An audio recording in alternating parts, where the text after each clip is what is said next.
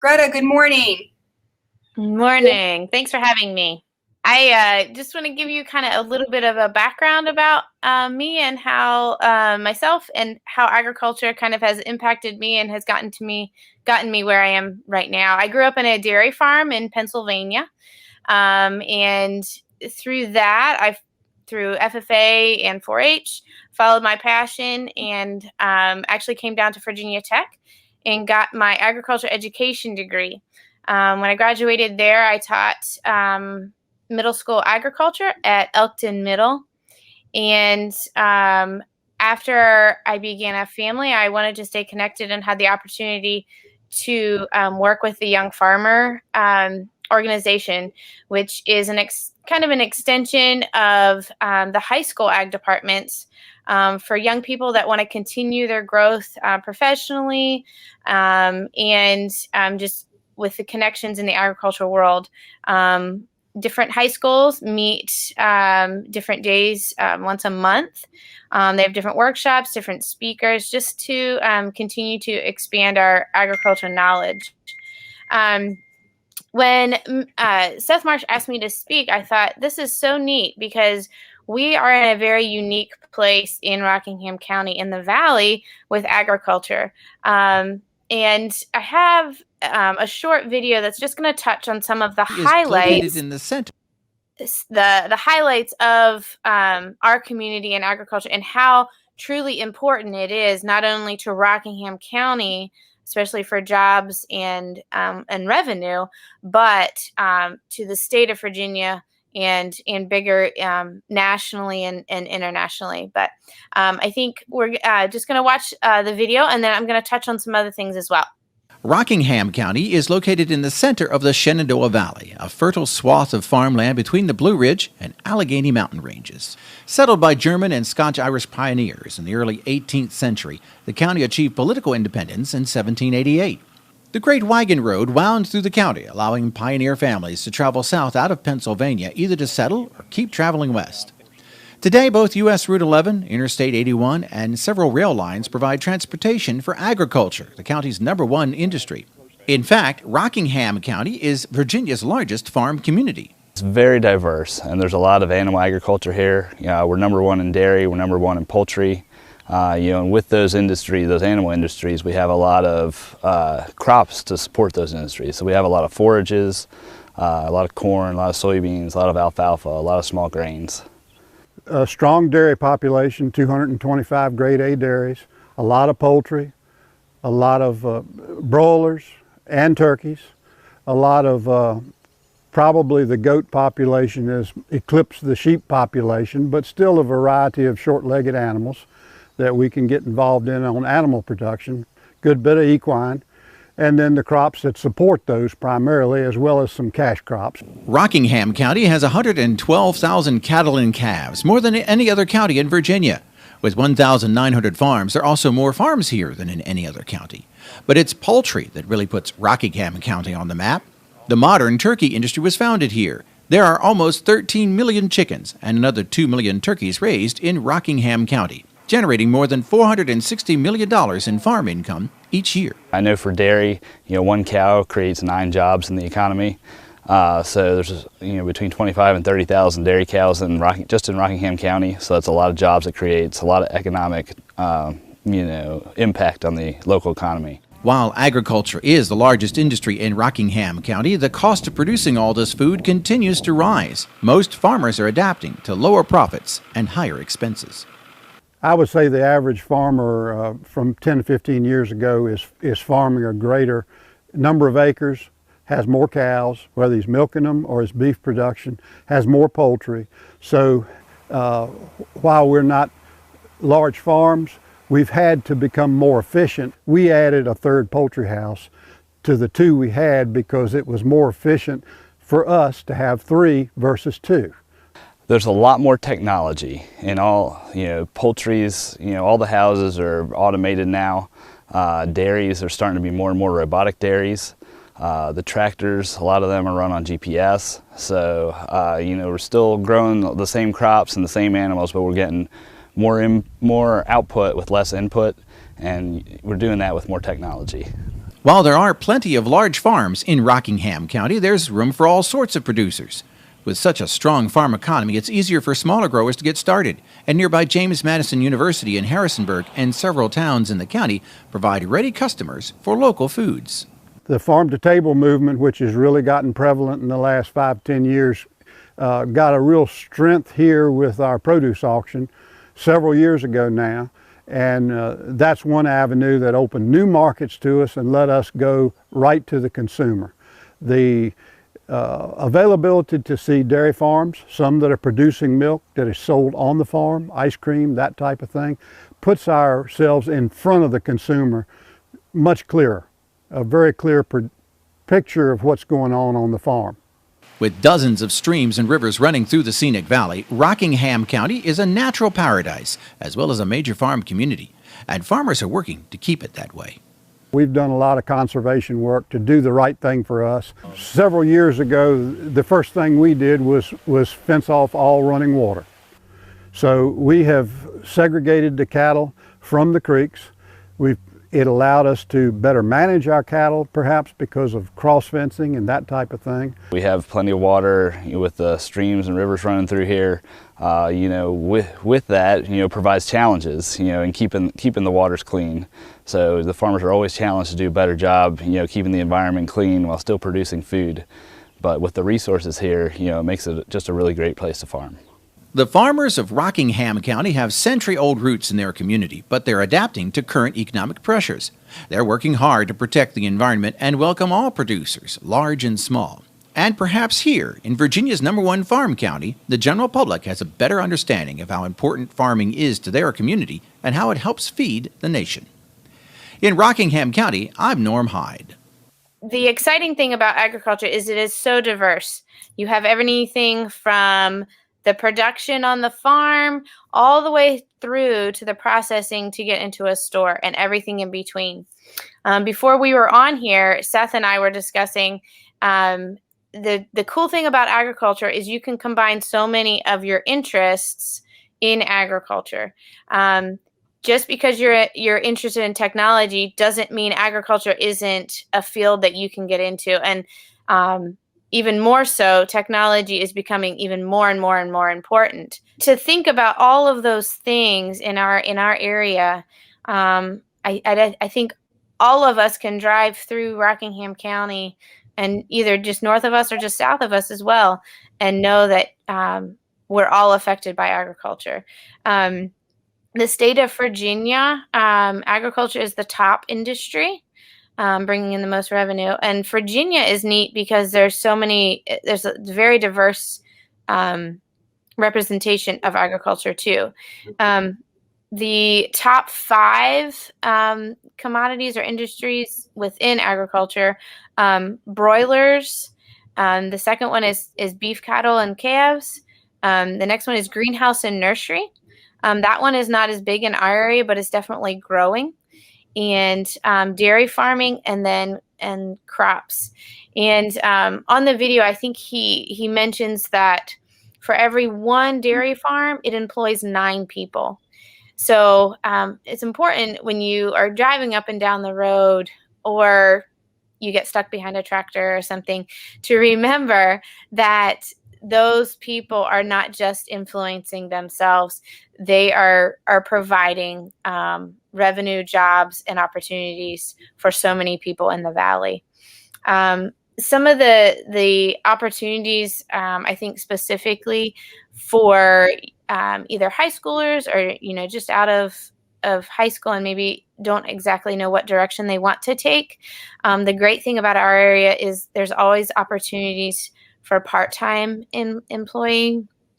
I actually work part-time at Augusta Cooperative, and I work at the Stanton location. They have a couple locations, but that's a great way also to, I love working with the public, and so it's my it helps me to stay connected.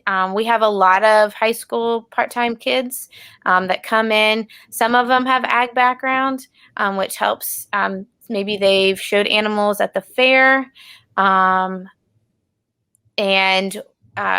can use that knowledge to help people. Some of the other upcoming ag positions or ag careers that are really kind of getting popular. Our area is growing definitely in the greenhouse nursery area. And even though that's seasonal, it's still something that can be really good for high school kids, especially. That's a great opportunity to build an apprenticeship with a company in our area. There's Harmony Harvest in Weir's Cave. There's several different places throughout the county. And Harmony Harvest is a greenhouse, and they have some unique opportunities.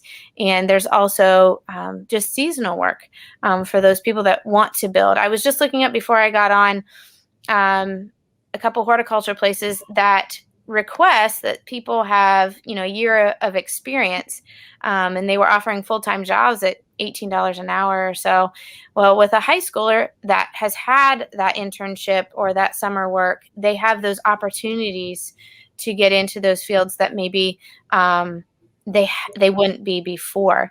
There is, and actually, as an ag teacher, now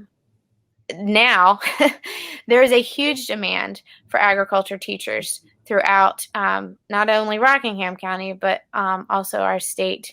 And it's important that we stay getting that connected into the high schools and younger generations so that continues the ag industry for the coming generations. And it's a great time for a high schooler to build those resumes and work towards those opportunities. Trying to think what else. Some of the other opportunities for the ag industry for kids, it can go anything from production on a farm to, if you're interested in financial things, you can get into the farm credit side of things, or the lending and things that are important for those agricultural businesses to run.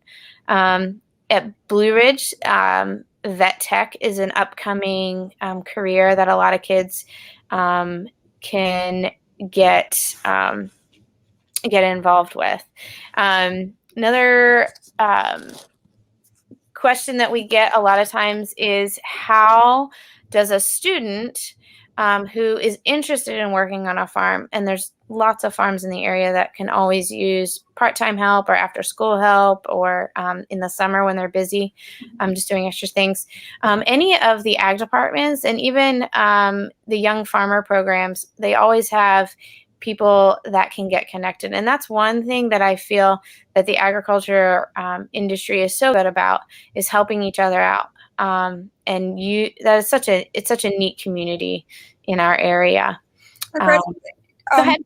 What kind of, if someone is interested in being an ag teacher, what kind of classes did you have to take, not only in high school, but also in your collegiate or academic beyond high school take? Yeah. Obviously for me, I was heavily involved in FFA. And so I had all of that background. At college, a lot of the classes focused on the teaching side of things, how to bring your lessons to a group of students, making it engaging. And the great thing about agriculture is that it's a career and technology class. And so one of the biggest focuses is that it's hands-on, and how to best do that, and to best kind of grasp that interest to continue with their education. So you have some students who are currently involved in FFA in high school. And you did mention, FFA is a big family. I was a member of FFA when I was in middle school and high school, and that connection in helping one another and getting involved in the community. But what are some other contexts that maybe students can go to find summer employment or some learning skills during their summer? I think a lot of times, actually, and another good resource possibly for that, just because they know so many people, is the extension office, especially the people that work with the youth. because they know the companies and different things that would maybe best fit to have high school students. That might be a good source. And I know that probably even Seth would have some connections to some of the local companies. And the nice thing is about agriculture, a lot of times they are smaller companies and smaller businesses. And I feel like they have an attitude of, willingness to help a young kid that's interested to get going. Another some fabrication and welding, but Top Bead has always been a huge supporter. And they always talk about having high school kids start, and just different companies that are willing to start those kids younger and build up. And if they are interested, have full-time employment after high school and move right into that opportunity. Okay. I was wondering, Greta, if you can share maybe your biggest success story or a fail story with concerning agriculture and your learning experience from those. Yeah.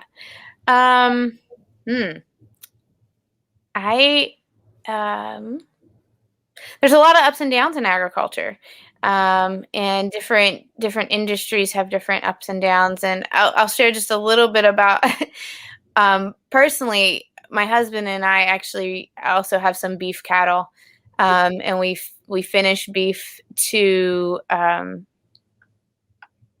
sell directly to the person, in bulk, put in their freezer. And I even at my, I've been in agriculture not as long as other people, but I'm still learning ways to do that. And this is something new for us. And I'm currently, I feel like I'm in a learning curve of marketing that product.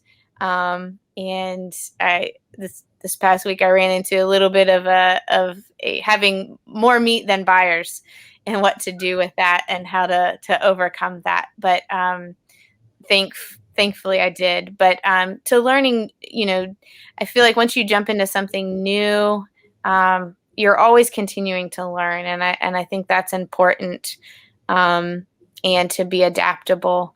I'm trying to think of some other examples. Teaching, I'm sure I had many lessons that did not go as planned. But like in any type of agriculture, you need to be flexible, Right. just like teaching, especially in agriculture. But yeah. So you're a coordinator of the Rockingham Young Farmers. Can you tell us a little bit more about that, please? Absolutely. So Rockingham County Young Farmers is an organization that's been around for quite a while. It's at the state, local, state, and national level. Mm-hmm. Each high school in our county meets once a month. And at those meetings, they usually have a presenter or some sort of workshop. Lately, we've been doing a lot of hands-on takeaway projects. TA and East Rock are getting ready to do where you build a planter and then fill it with flowers from the greenhouse. So the goal is to have education beyond high school for those that are still involved in the agriculture industry, and those that aren't. Those that are just interested. So 1 month we may have a speaker that discusses the beef industry.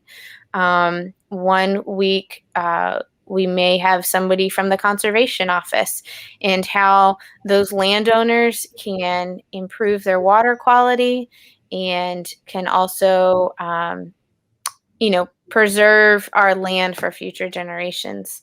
Young Farmers also provide scholarships to high schoolers that are interested in agriculture past high school, and also provide connections to high schoolers that might need jobs, or just it's a way beyond high school to stay connected to agriculture. Right now, the exciting thing that the Young Farmer group is doing in Rockingham County is we're partnering with Blue Ridge Community College and having some continuing education classes.